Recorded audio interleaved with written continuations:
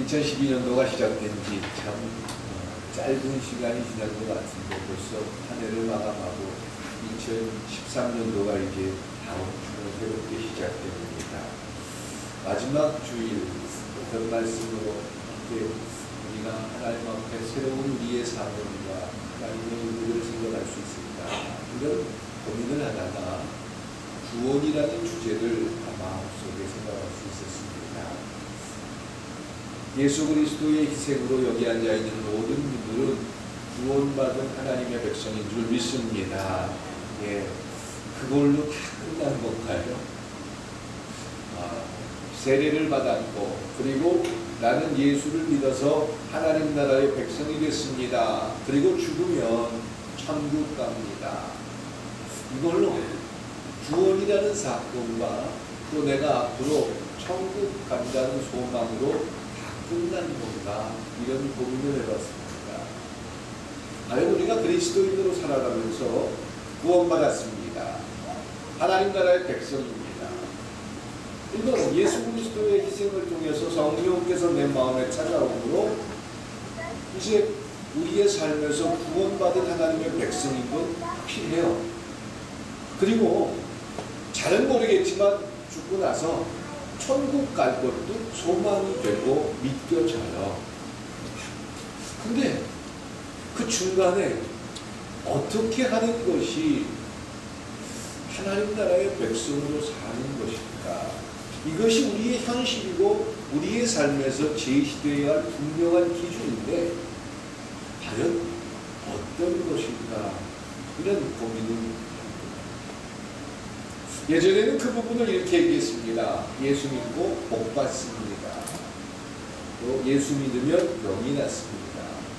예수 믿으면 모든 사람들보다 높아집니다. 물론 하나님께서 우리의 삶을 붙드시고 축복하셔서 그 하나님의 일들이 시작될 수 있기를 소망합니다. 그런데 단순히 구원받았고 내가 교회를 참석했기 때문에 남들 하지 않는 11조를 열심히 드렸고 남들보다 기도를 많이 했으니까 나는 충분히 복을 받을 만한 이유가 있고 나는 병이 날 수 있는 충분한 근거가 있어, 이렇게 이야기하기에는 우리의 경험과 우리의 과정 속에서 혼란스러운 의문이 참 많습니다. 그러면 병이 들어서 일찍 죽거나 열심히 교회를 다니고 또한 열심히 교회에 충성을 했는데 사업이 내 마음대로 되지 않는 경우는 어떻게 해석을 해야 될까요? 과거에는 그 부분을 이렇게 해석했습니다. 믿음이 부족해서 그래요. 또 하나님 마음에 들지 않아서 그래요. 또 열심이 없어서 그래요. 좀 열심히 기도하지. 그래서 당신이 능력받아야 되는 거예요. 능력이 없어서 잘 안 되는 거예요. 이렇게 이야기를 했습니다. 그래서 어떻게 하면 그 능력 좀 받을까? 어떻게 하면 그 보물보따리 같은 성령을 좀 받을까? 할 수 있는 데는 다 쫓아다니고 또 그 성령만 받으면 마치 아주 굉장한 힘을 얻은 것처럼 생각하는 게 우리의 신앙의 모습이었습니다. 그런데 오늘 바울은 12절에서 이렇게 이야기합니다. 같이 한번 읽어볼게요. 12절에 시작. 그러므로 나의 사랑하는 자들아, 너희가 나 있을 때뿐 아니라 더욱 지금 나 없을 때에도 항상 복종하여 두렵고 떨림으로 너희 구원을 이루라.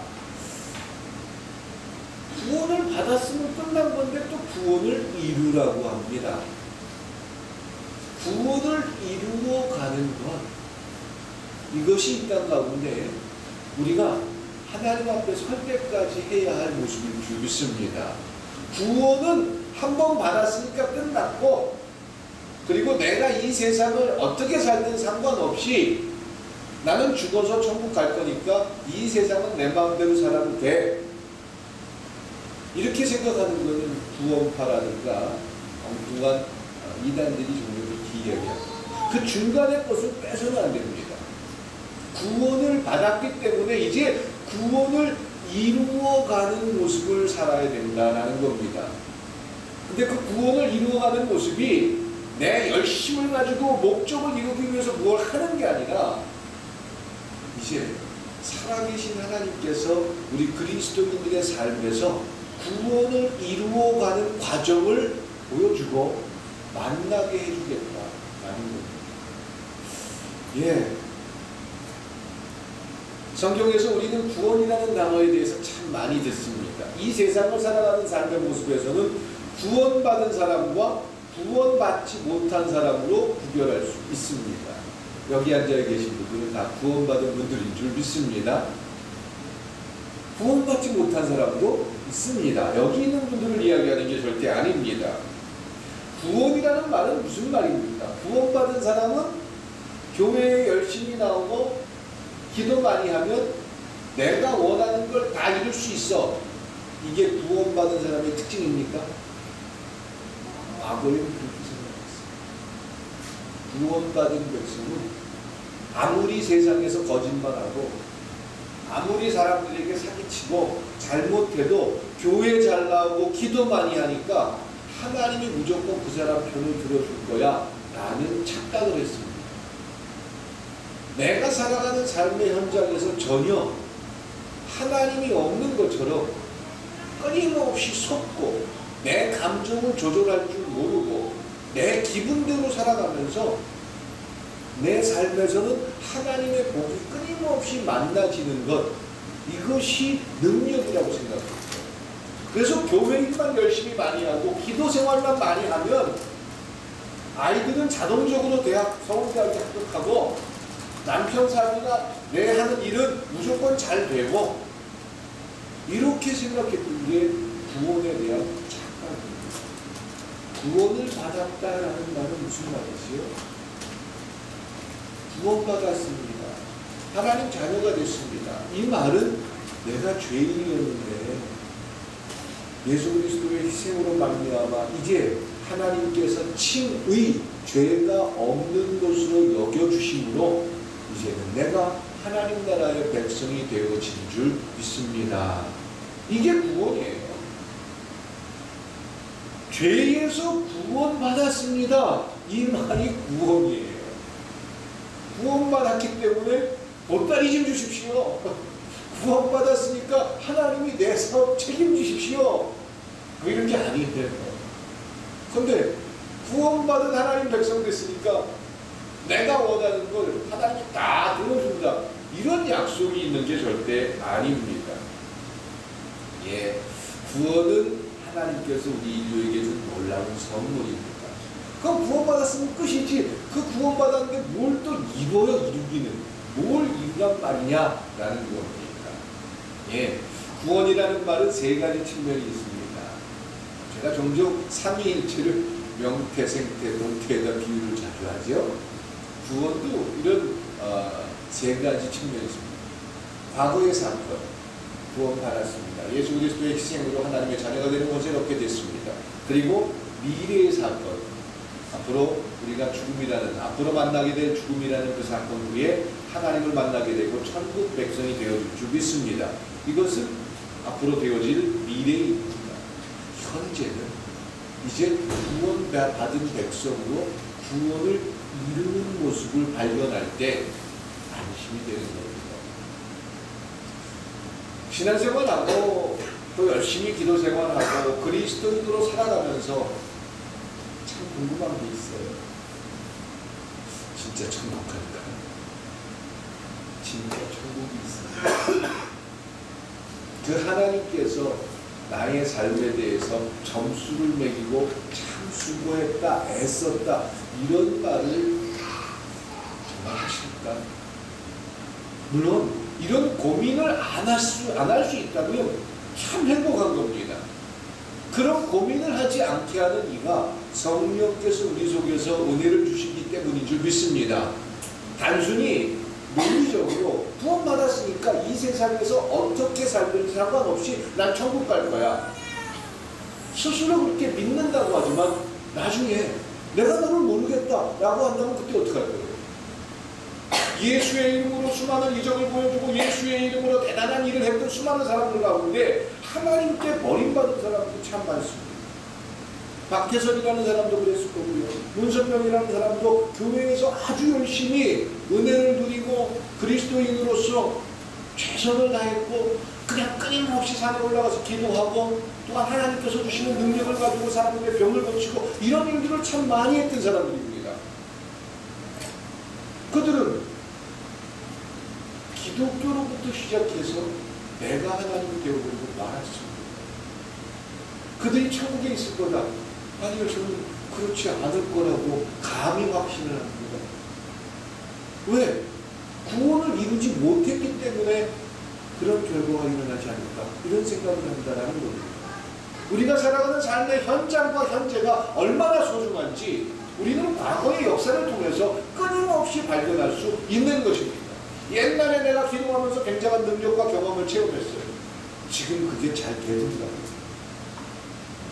과거에 사로잡힌 채 옛날에 내가 그런 경험을 했다는 것 때문에 마치 언제든지 하나님이 내 마음대로 사용할 수 있는 도구가 되지는 않습니다. 우리 신앙에 있어서 구원을 이룬다는 것은 이번 주간에 오늘 어제 내가 어떤 그리스도인의 모습으로 살아가는지 확인을 통해서 알 수 있는 것입니다. 그래서 구원을 이루어가는 사람들의 모습 속에서는 안심하고 또한 확신이 생깁니다. 옛날에는 참 뜨겁게 신앙이 깊었는데 요즘은 영 식었어요. 물론 그럴 수도 있습니다. 그럼 식으면서 찾아보는 굉장한 고민이 뭡니까? 진짜 천국 갈까? 진짜 하나님께서 나에게 잘했다 칭찬하거나 호준하거나 그런 일들이 있을까? 왜 하나님 앞에 우리가 구원을 이루지 못하고 있느냐 하면 물론 여러 가지 이유가 있겠지만 미래에 대한 확신과 하나님이 살아계시다는 놀라운 사실이 자꾸 망각되어지니까 우리는 남들이 하는 것만큼만 하면 나도 충분히 중간쯤은 간다 이런 생각을 할 때가 많다는 것입니다. 예. 하나님의 영이 우리를 인도한다는 사건, 그것이 구원을 이루어가는 과정인데 그 사건을 통해서 우리는 확신을 가집니다. 야, 천국이 있겠구나. 그 하나님 앞에 내가 서는 날이 오겠구나. 그 하나님께서 저에게 평가하는 날이 오겠구나. 구원을 이루어가는 과정 속에서 그 일들이 확신되어지고 그것 때문에 찾아오는 마음이 있습니다. 그래서 바울이 이야기하기를 두렵고 떨리는 마음으로 하나님 앞에 두렵고 떨리는 마음으로 우리가 그리스도인으로 살아가는 우리의 삶 속에서 구원을 이루어가는 과정은 두렵고 떨림의 모습이다 라는 것입니다. 그래서 바울이 이야기하기를 구원을 현재의 삶에서 이루어가는 과정은 두렵고 떨림으로 복종해야 된다라는 겁니다. 복종이라는 말이 거슬릴지 모릅니다. 구원을 이미 받은 하나님 나라의 백성들에게 구원을 이루어 가십시오라고 바울이 제시하시면서 그 제시하면서 어떻게 이루느냐? 그러면 구원을 이루어야 될 거 아니에요. 구원 받았어요. 앞으로 미래에는 천국 갈 거예요. 중간 속에서 구원이 확실한지 아닌지 확인해야 될 거 아니에요. 그 확인하는 과정을 방법을 제시하는데 항상 복종하여 두렵고 떨리는 모습으로 구원을 이루어가야 된다라는 겁니다. 하나님께서 우리의 죄를 다 용서해 주셨기 때문에 내가 목사지만 내가 교회를 다니지만 내가 어떤 죄를 져도 괜찮아. 그러니까 나는 내 기분을 이기지 못하고 내 감정을 조절하기가 힘드니까 내 마음대로 내 기분대로 해도 돼. 이것은 구원을 이루는 모습이 아닙니다. 왜 이루는 모습이 아니냐면 하나님 앞에 두렵고 떨리는 모습을 망각하기 때문에 그렇습니다. 그러면 목사님 어떻게 사람이 완벽할 수 있습니까? 완벽할 수 없어요. 그렇기 때문에 두려워지는 것입니다. 그렇기 때문에 염려하는 것입니다. 우리 꿈이 있는 교회 성도분들이 참 감사합니다. 참 오늘 눈도 많이 오고 우리 주족분에는 버스 타고 왔어요? 차 타셨어요? 자, 벌벌 주면서 왔어요? 절절 내면서 왔어요? 눈 치면서 왔어요? 앞에 뭐 포크레인 달려있어요? 그래요. 또 우리 연로하신 우리 권사님들, 장로님들 먼 길에 오시느라고 참 애쓰셨습니다. 왜 그런 또 우리 애기 둘 데리고 신도림에서도 오고 또 낙성대에서도 거기도 언덕졌잖아요. 어떻게 차 밀렸어요. 밀렸어요? 부딪히진 않았어요? 아, 그래요. 신집사님 몸무게가 많이 나가고. 그래요. 누가 시키는 거 아니에요. 우리 윤권사님도 이춘혜 원사님 모시고 미끌미끌 하시면서 오셨을 텐데. 그렇죠? 오늘 하루 쉰다고 에이구 참 믿음 없어. 어떻게 저렇게 믿음이 없지? 혹시 이런 것들 때문에 아유 내가 오늘 안 나가면 안 돼 이런 마음으로 나오시지 않으셨을 거예요. 어느 틈인가 우리 마음속에 어느 속인가 내 마음속에 그 주의를 지켜야 된다는 그런 생각, 하나님 앞에 예배를 드려야 된다는 기준들, 눈이 오고 기운이 끓었고 저도 오늘 새벽부터 나와가지고 언덕을 갔다가 제가 쓸고 염화칼슘 뿌리고 그렇게 하면서 해놨어요. 그리고 처음에는 버스 타고 오려고 하다가 차를 가져오게 됐는데 저는 목사니까 그렇다고 치잖아요. 근데 우리 성도님들이 그런 마음을 가지고 하나님 앞에 나온다는 거예요. 오늘 빠졌다고 어떤 분들이 참 저분은 신앙심이 없어 이런 이야기들은 하지 않을 거라고요. 그런데도 우리가 그렇게 할 수 있는 모습들, 그것은 무언가 두렵고 떨리는 마음이 우리에게 끊임없이 우리를 이끄는 줄 믿습니다. 예, 그 두렵고 떨리는 모습들이 우리 속에 있다는 것에 안심할 수 있길 주님의 이름으로 축원드립니다. 그게 이루어가는 과정이다라는 겁니다. 좀 멀리서 이야기하지 마. 완벽한 무언가를 해야지 내가 구원을 이루는 모습이야. 이게 아니라 내 가슴 속에 두렵고 떨림에 대한 마음. 그러면 그 두렵고 떨림에 대한 마음이 얼만큼 나를 지배하느냐에 따라서 우리는 구원을 이루어가는 과정 속에 확신과 소망과 비전과 사명을 만나게 될 줄 믿습니다. 예, 복종이라는 말은 자신을 누군가에게 맡긴다라는 말입니다. 그리스도인들에게는 세 가지 복종이 필요합니다. 하나님에 대한 복종을 할 수 있길 축원드립니다. 또한 서로에 대한 복종도 만날 수 있길 소망합니다. 또 권위자들 앞에서 복종할 수 있기를 소망합니다. 그러면 자발적으로 두렵고 떨림의 마음을 갖는다는 것, 경외한다는 것, 두려워한다는 것, 예, 하나님을 하나님으로 받아들이고 믿게 될 때 두렵고 떨리는 경외하는 마음을 만나게 될 줄 믿습니다. 그런데 이단을 만들어내고 이 땅 가운데 내가 하나님이야, 내 말 들어야 돼, 내 말 안 들으면 다 복 못 받아, 이렇게 이야기하는, 내가 능력자야, 내가 기도해주면 다 돼. 이건 하나님을 두려워하는 자입니까? 두려워하지 않는 자? 오히려 하나님을 만나고 하나님 앞에 은혜를 체험한 수많은 사람들이 오히려 하나님에게 버림받을 수 있는 굉장한 요소들을 가지고 있다라는 겁니다. 은혜를 받으면 받을수록, 하나님을 만나면 만날수록, 하나님의 능력을 경험하면 갈수록 그들 마음속에 어떤 마음이 들까요?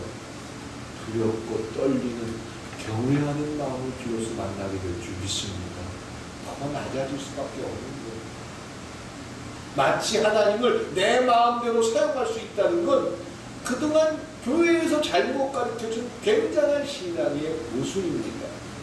그리고 사람들 앞에 나는 이 정도의 능력을 보여줬습니다. 나는 기도하면 이렇게 됩니다. 이런 것들을 이야기해서 사람들에게 자기의 어떤 굉장한 힘을 과시하고 싶은 건데, 아니 하나님이 그 사람을 사용하는 것에 불과하지 그 사람의 능력은 아무것도 없는 겁니다. 그런데 우리는 마치 그것이 내가 언제든지 하나님을 동원해서 사용할 수 있는 굉장한 어떤 중요한 열쇠인 양 착각을 할 때가 많습니다. 구원을 이루어 간다는 것은 두렵고 떨림으로 하나님 앞에 우리의 마음이 끊임없이 경외의 마음을 만나게 된다라는 겁니다. 그러면 그 다음을 한번 넘어가 볼게요. 두렵고 떨리는 마음을 가지고 끊임없이 나를 복종시켜서 하나님 앞에 경외하는 마음을 가지면 그 다음은 어떻게 되나요? 그 다음 단계는 무엇이죠? 우리가 신앙생활하면서 두렵고 떨리는 마음, 나는 왜 이렇게 구원받은 백성인데 구원받은 백성답지 못한 생각을 많이 하죠. 또 내 말은 왜 그 사람들에게 상처를 주지요? 이런 마음으로 하나님 앞에 나를 부끄럽게 생각하고 끊임없이 나를 하나님 앞에 온전한 그리스도인이 되기를 원하는 마음으로 끊임없이 하나님 앞에 나를 낮추고 하나님 앞에 나아갈 때 우리에게 나타나는 모습은 너희 안에 행하시는 이는 하나님이시니 자기의 기쁘신 뜻을 위하여 너희로 무엇을 주신다? 소원을 두고 행하게 하신다라는 거예요. 구원을 이루어가는 과정은 구원받은 하나님 나라의 백성이 두렵고 떨리는 마음으로 하나님 앞에 끊임없이 나를 복종하고 이런 과정 속에서 그 다음 단계로 넘어갈 때 하나님께서 당신의 기쁘신 뜻을 주시며 하나님의 소원을 우리 속에 끊임없이 불어넣어 주신다라는 겁니다. 예, 다시 말해서 성령님께서 우리 속에서 끊임없이 우리와 교통하고 관계를 맺고 우리를 이끌어 주신다라는 게 구원받은 백성이 구원을 이루어가는 과정이다라는 겁니다. 여기서 우리가 명심할 것이 있습니다. 우리 스스로 우리 자신의 믿음을 지키거나 우리 스스로 성숙할 수 있는 그런 비결은 없습니다. 내 반복되는 행위가 저는 새벽기도를 거의 빠지지 않습니다. 거의라고 말씀드릴게요. 제가 그러면 꼭 자다가 늦게 일어나서 못 나올 때가 있더라고요. 거의 빠지지 않습니다. 우리 성도님들이 나오시면 나오시지 않고 저는 나와서 새벽기도를 지킵니다. 그렇게 늘 일상이 새벽기도가 생활화되어 있는데 그런 제가 언제든지 기분 좋게 새벽마다 일어날 때 할렐루야 이러면서 일어나는 것 같으세요? 오늘은 왜 이렇게 힘드냐? 아이고, 오늘 좀 쉬면 안 될까? 끊임없이 내 자신과 타협하고 혹시 얼어서 못 내려가는 거 아닐까? 이런 생각도 나고 혹시 오늘 아무도 안 나오는데 나 혼자서 기도하는 거 아닐까? 이런 생각도 끊임없이 전해갑니다. 물론 우리 장로님은 삶이 기도시다 보니까 제가 참 존경스럽고 고마운데 저는 여전히 일어나는 게 불편하고 아직도 힘들고 어떤 때는 기도하다가 이게 진짜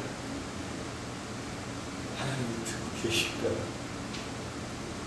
왜 이렇게 잘 안 들려요? 이런 고백도 끊임없이 제 속에 의심도 생기면서 끊임없이. 그런데 제 힘으로 제 마음대로 제 자신을 조절하기에 참 쉽지 않은 게 저고 우리 모두인 줄 전합니다. 내 입에 재갈을 누리기조차도 힘든 게 난데요. 내 기분조차도 조절하기가 어려운 게 우리인데요. 그런데 마치 우리가 우리 스스로 믿음을 지킬 수 있는 것처럼 우리 스스로를 포장하지 마십시오. 안 그러셔도 됩니다. 이제 두렵고 떨리는 마음으로 하나님 앞에 하나님께서 나에게 주신 소원을 이루어 가다 보면 성령님의 도우심을 보게 됩니다. 성령님의 위로를 받게 됩니다. 그런데 중요한 것은 성령께서 우리 속에 찾아와서 끊임없이 이야기하시고 우리에게 소원을 주고 우리가 원하는 것과 우리가 하나님께서 원하는 것이 끊임없이 충돌되는 과정에서 성령님께 복종하고 성령님의 말에 순종하게 될 때 그 다음 단계와 그 다음 일들이 계속 진행되지, 여전히 내 고집을 부리고 여전히 내 육신의 이익을 위해서 육신의 편안함 때문에 하나님의 뜻을 저버리면 성령이 자꾸 소멸됩니다. 성령께서 하는 말에 귀를 기울일 수가 없어집니다. 그래서 바울은 이야기합니다. 하나님께서 소원을 주고 소원을 우리에게 주시고 성령께서 우리 마음에 찾아와서 그 소원을 이루어가는 과정 속에서 끊임없이 하나님이 동행하는데, 그래서 성령의 열매가 그들의 삶에서 나타난다. 그 성령의 열매가 사랑이랑 자비, 양성, 절제, 이런 열매들이 우리 속에서 보여진다라는, 그것이 구원을 이루어가는 두렵고 떨림으로 복종하여 구원을 이루어가는 자들의 모습이다라는 거예요. 예, 우리가 그리스도인으로 살아가면서 성령님께서 나를 통해서 하나님의 일들을 진행하길 원한다면 성령께서 목사에게 통해서, 장로님들을 통해서, 남편을 통해서, 아내를 통해서 이야기하는 모든 이야기들 속에서 그 성령께서 주시는 마음에 순종할 수 있길 주님의 이름으로 축원드립니다. 예, 과거에 88 조직위원회 집행위원장이었던 이용우라는 박사가 있습니다. 이 사람이 암과 투병하다가 세상을 떠난 크리스찬입니다. 크리스찬은 암병에 걸려도 절대 안 죽나요? 능력이 없어서 하나님이 사랑하지 않아서 암에 걸려 죽게 놔두시나요? 절대 그렇지 않습니다. 어떤 때는 하나님께서 일찍 데려가는 복을 우리에게 허락할 때도 있습니다. 그러니까 신앙의 모순 속에 갇혀서 어떻게 하나님께서 함께하는 사람이고 하나님께서 축복했던 사람이고 하나님께서 기도를 들어주는 사람인데 사업이 망했지? 병으로 죽었지? 함부로 판단하지 마십시오. 그리고 그것이 믿음의 분량이냐 착각도 하지 마십시오. 과연 그가 하나님 앞에 어떤 모습으로 설 수 있느냐가 중요한 것이지, 우리 스스로가 우리의 과거 신앙의 경험과 과거 신앙의 잣대를 가지고 이 사람은 신앙생활 잘하는 사람이야, 못하는 사람이야, 이 사람은 참 믿음의 사람, 이렇게 평가하기에는 우리가 가진 그릇과 우리가 가진 생각이 너무 작다라는 거예요. 그 이용우라는 박사님이 암과 투병을 하면서 살았습니다. 근데 그분이 책을 썼는데 인생은 예행 연습 없는 마라톤이다, 이런 책을 써서 자기 자녀들에게 하고 싶은 말을 했거든요. 지금 책을 쓸 계획이 없었어요. 암과 투병을 하면서 자식들에게 내 인생을 살면서 경험했던 하나님, 그리고 암과 투병하면서 암과 투병하고 내일 살지 얼마나 더 살지 몰라요. 그런데 그 자녀들에게 신앙을 유산으로 주고 싶었어요. 그래서 신앙의 글들을 썼습니다. 1차 항암 치료를 해가지고 몸이 좋아졌어요. 이제 하나님께서 나를 고쳐주셨구나. 그런데 얼마 안 있다 2차 그 암이 찾아와가지고 그 2차 암을 이기지 못하고 돌아가셨습니다. 근데 그분이 그 과정 속에서 투병 생활하면서 써놓은 글들을 자식들이 나중에 책으로 펴낸 겁니다. 한번 읽어보세요. 근데 그 내용 속에, 제가 책을 보고 말씀을 드리는 겁니다. 그 내용 속에 자녀들에게 하루는 이런 편지를 썼습니다. 나는 너희가 어떤 삶을 살도록 축복 기도해야 할지 모르겠다. 별 어려움 없이 순탄한 삶을 살기를 바라야 할지, 시련이 있는 삶을 살도록 빌어야 할지, 내가 이런 이상한 고민에 빠지는 것은 나 자신의 경험 때문이다. 너희도 알다시피 나는 그렇게 평탄하고 또 순전한 삶을 살지 못했다. 시련이라는 단어는 나에게 평생 동반자였단다. 지금도 그 시련은 나와 함께 있단다. 첫 번째 암을 이기고 나서 겨우 숨을 돌리는데 두 번째 암이 찾아왔습니다. 나는 참 어려운 삶의 과정을 살고 있다. 그런데 이 시련들이 나를 성장시키는 것 같다. 그 시련과 고통과 눈물이 자기를 하나님 앞에 바로 서게 할 수 있었다. 지금 죽음이 한 50년 남은 사람이 지금 이 글을 쓰는 겁니까? 두 번째 암이 찾아와서 더 이상 회복하기 어렵습니다. 이런 판정을 받은 상태에서 자녀들에게 글을 쓰는데 오히려 나는 이 모습 때문에 내 자신이 성숙할 수 있었다. 그러니 너희들이 평생을 살아가면서 시련과 고통이 없는 삶을 하나님 해주십시오. 이렇게 기도해야 될지, 아니면 우리 자녀들이 어려움도 좀 겪어보고 또 가난해보기도 하고 고통도 느껴보고 이 모습을 통해서 하나님 앞에 온전히 성장하는 모습이 되기를 기대해야 될지 참 혼란스럽다. 이런 편지를 쓴 것입니다. 왜 이렇게 할까요? 지금 죽음 앞에 서서 잠시 후면 하나님을 만나게 되는 그런 시간이 가까운 한 노인이 왜 자기를 끊임없이 치고 복종하게 해서 자신의 성장과 자신의 성숙과 성화를 원하고 있습니다. 왜 그렇습니까? 그것이 바로 구원을 아는 자가 구원을 이루어가는 구원받았습니다.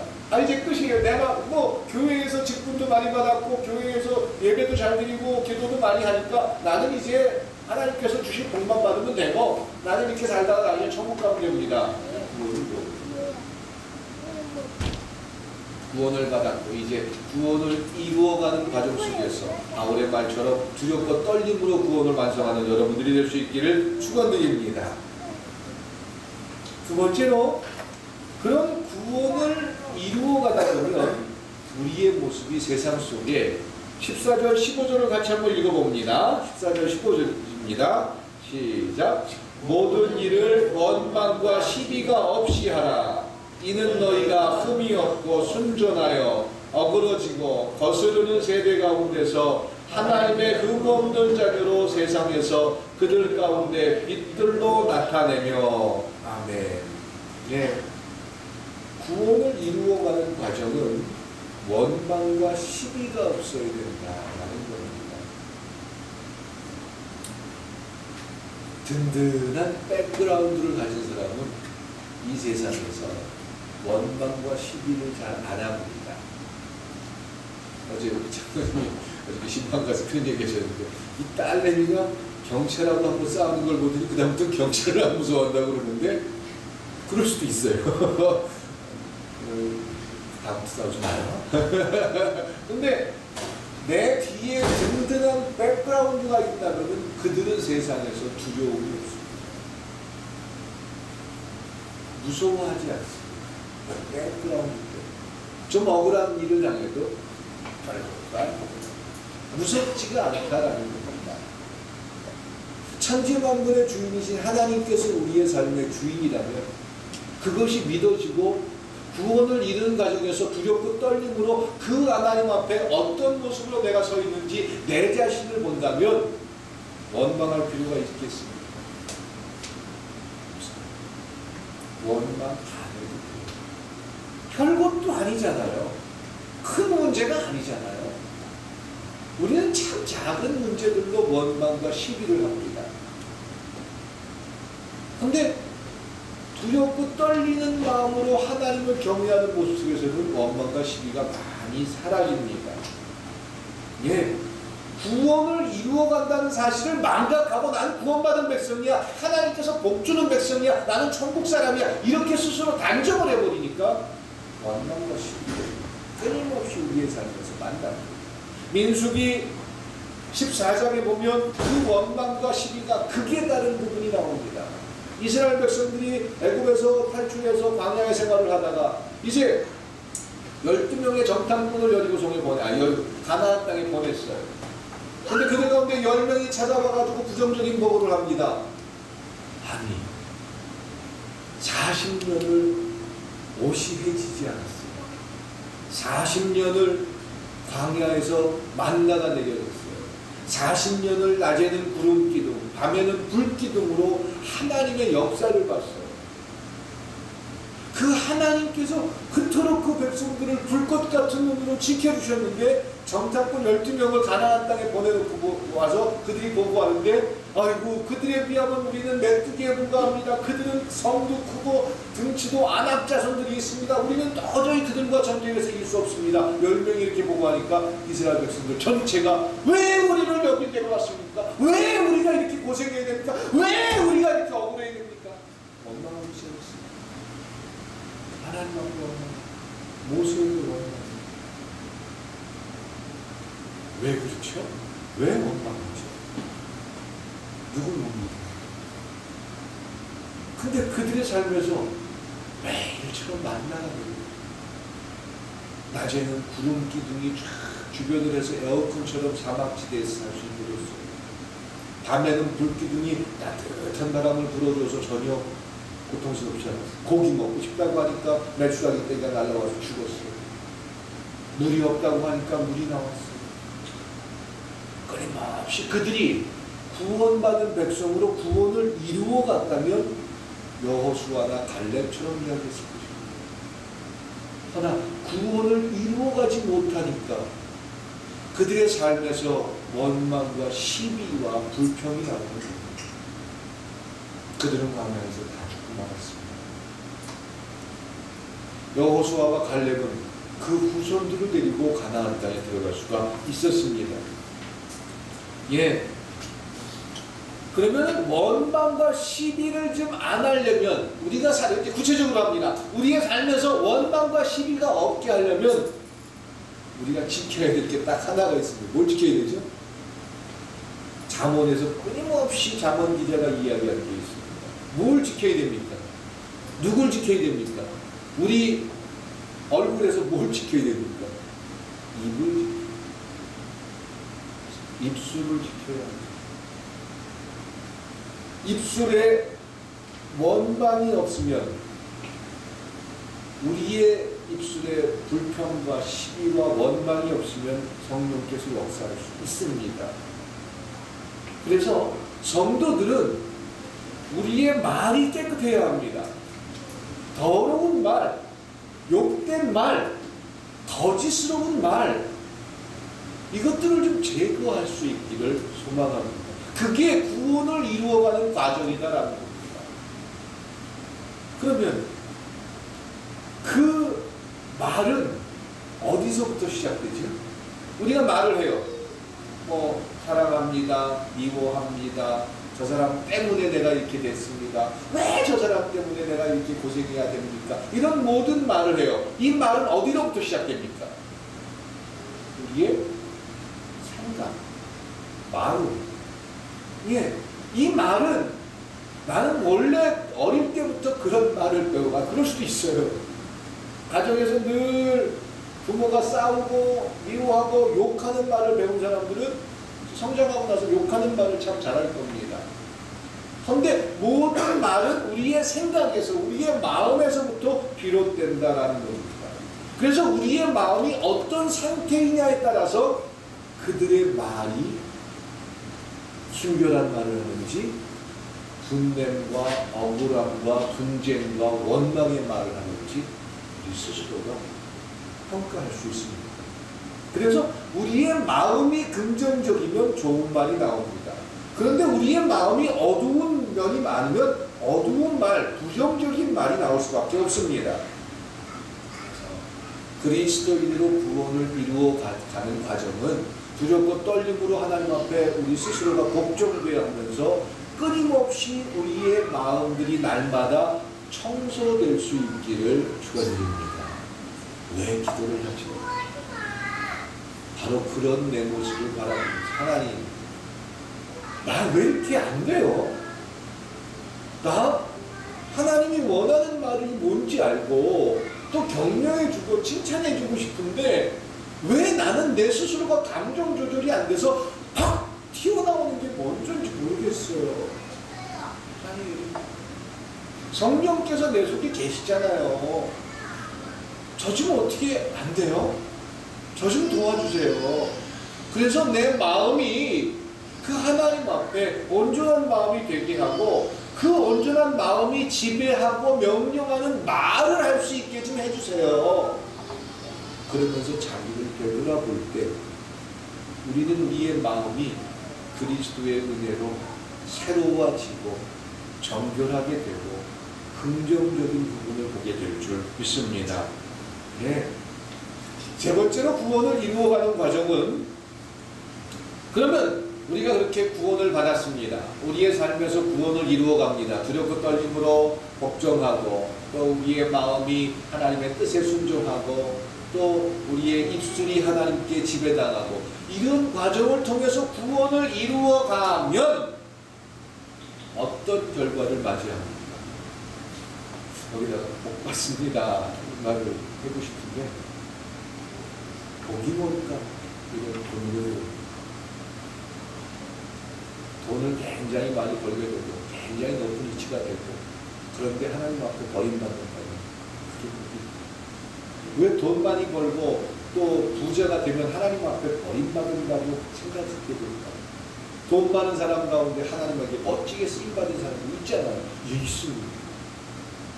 그 사람은 그 정도의 그릇이 준비가 된 건 아니에요. 그럼 우리는 그릇이 안 돼서 글쎄요, 하나님의 평가이기 때문에 잘은 모르겠어요. 근데 그렇게 구원을 이루어가면 부자 됩니다. 저도 이거 얘기하고 싶은데 그건 좀 이따 얘기할게요. 나중에 여러분들이 부자 되면 그때 얘기할게요. 제가 모르는 어떤 얘기를 듣고 와가지고 어떤 사람이 기도원 가서 은혜 받고 능력 받아가지고 신앙생활 잘하더니 부자 됐어요. 록펠러가 최고의 부자였어요. 이런 얘기 아니라 우리 꿈이 있는 교회 우리 장로님이 또 우리 꿈이 있는 교회 우리 권사님이 참 주님 앞에 신실하고 대단한 하나님의 분으로 살더니 이렇게 부자 됐어요. 제가 이걸 고백할 수 있기를 소망합니다. 그러면 구원을 이루어가는 과정에서 구원의 결과는 그리스도의 날에 자랑거리랍니다. 회시시 하나님 앞에서 자랑거리 되는 거 당장 현실로서 부자 되고 내가 원하는 거 주고 이게 더 낫지 하나님 앞에 자랑보다 그게 더 낫습니다. 저도 그럴 수 있어요. 16절 같이 한번 읽어봅니다. 시작. 생명의 말씀을 밝혀 나의 다름질도 헛되지 아니하고 수고도 헛되지 아니하므로 그리스도의 날에 나로 자랑할 것이 있게 하려 함이라. 하나님 앞에 설 때 자랑할 거리가 있게 된다라는 겁니다. 이게 봐요. 우리가 신앙생활 하면서 기대하는 것은 이거보다는 당장 현실에 뭐니 해도 뭐니고 능력이고 힘이고 권력인데 그 자랑 때문에 하나님 앞에 자랑거리가 되고 싶어서 바울은 목숨 거치고 그렇게 모든 것을 추구할 수 있었습니다. 이런 질문을 할 수 있습니다. 예. 17절에 보면 그래서 관제로 드린다라는 고백까지 합니다. 관제라는 것은 모든 제사의 마지막에 그렇게 표현하니까 자기를 드리는 헌신하는 그런 모습을 이야기하는데 바울은 어떤 세상의 명예, 어떤 것들, 부흥, 어떤 능력 이거보다 그리스도의 날에 하나님 앞에 섰을 때 그리스도의 날은 땅이 아니라 하나님 앞에 섰을 때 자랑거리가 되는 그걸로 좋더라고요. 제가 지난번에 부흥회를 갔다 왔습니다. 지난 수요일에 잠깐 말씀드렸지만 하나님께서 굉장한 일을 하셨습니다. 저 이걸로 어떻게 좀 PR 좀 해가지고 부흥사로 한번 나가볼까 이런 유혹도 참 많이 받았습니다. 왜냐하면 제가 전혀 내용도 모르고 그 집 내외가 어떤 사람들인지도 모르고 또 그들이 어떤 고민을 하는지도 모르는데 제가 그 사람들을 위해서 기도하고 있고 그 사람들이 그거 듣다가 일어나가지고 돌받아가지고 쓰러지고 별의별 일들이 참 많았어요. 그래서 요걸 어떻게 좀 신문에다 내가지고 그 꿈에 있는 교회 이재훈 부흥 강사가 피어났다. 그래가지고 어디 부흥에 가면은 그 교회가 다 뒤집어진다. 이것을 피하려가지고 부흥회나 열심히 다닐까. 이런 솔직한 고민도 많았습니다. 그리고 그런 유혹도 참 많이 받았습니다. 그래서 앞으로 부흥사를 한번 해볼까. 그런 생각을 했습니다. 근데 자신이 없었어요. 무슨 자신? 하나님이 그렇게 매번 역사하실지 않을지 그 부분에 대한 분명한 회의가 있었습니다. 끊임없이 의심이 많은 저입니다. 그리고 하나님 앞에 과연 어떤 모습일까 끊임없이 궁금한 게 제 인생이기도 합니다. 그런데 하나님께서 저를 통해서 하나님의 일을 하는 그런 장면들을 보면서 저는 어떤 부귀영화 명예보다 행복하다는 걸 깨달았습니다. 그리고 가장 중요한 것은 하나님께서 나에게 주신 약속입니다. 그 약속이 뭔지 아세요? 우리 꿈이 있는 교회가 하나님께서 원하는 교회를 만들려고 저에게 꿈을 주셨고 여러분들을 저와 함께 할 수 있게 하셨고 그 일들을 통해서 하나님의 교회가 이 땅에 멋지게 세워질 줄 믿습니다. 이 약속이 흔들리지 않게 됐다는 것을 저는 제가 부흥에 나가가지고 강사비를 좀 받았어요. 돈도 생기니까 좋더라고요. 그런 것들과 비교가 되지 않죠. 하나님 앞에 인정받았다는 사건, 하나님께서 나를 사용해 주셨다는 사건, 그리고 하나님께서 자랑스럽게 생각한다는 그 기쁨은 어떤 세상의 것과는 비교가 되지 않습니다. 그리고 하나님이 저에게 이런 말씀을 하셨습니다. 내가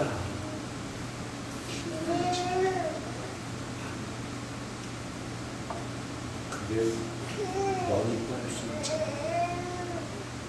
너는 아니고 저는 어떤 것도 필요하지 않습니다. 이건 솔직한, 제가 솔직한지는 여러분들이 잘 아실 텐데 저는 어떤 명예부도 원치 않습니다. 하나님이 저를 인정해 준 것 그 하나만으로도 저는 여러 번 하지 않습니다. 바울의 마음을 알겠습니다. 구원받은 백성으로 구원을 이루어가다 하나님 앞에 섰을 때 참 속으로 내가 알고 있었어. 얼마나 있었어. 얼마나 갈등과 고민이 많았는데도 그 마음 하나를 느꼈어. 자랑거리가 이것이 바울을 바울되게 한 줄 믿습니다. 그것이 구원을 이루어가는 자들에게 나타나는 놀라운 축복인 줄 믿습니다. 돈이 아닙니다. 권력이 아닙니다. 큰 교회 목사도 아닙니다.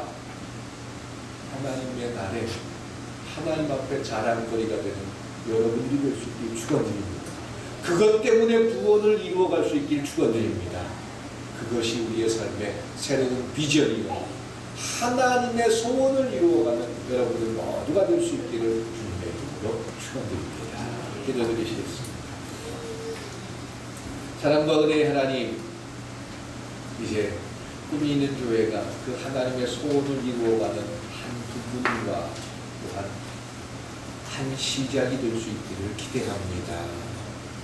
저희가 그동안 신앙에 대해서 오해를 하고 갈등을 했다면 이제 구원받은 백성으로 구원을 이루어가면서 하나님 앞에 자랑거리가 되는 교회, 자랑거리가 되는 가정, 자랑거리가 되는 우리가 될 수 있기를 소망합니다. 우리 힘으로는 어렵습니다. 성령께서 붙드시고 성령께서 위로하셔서 그 하나님의 손길을 끊임없이 만나는 우리가 되게 하여 주시옵소서. 예수님의 이름으로 기도드렸습니다.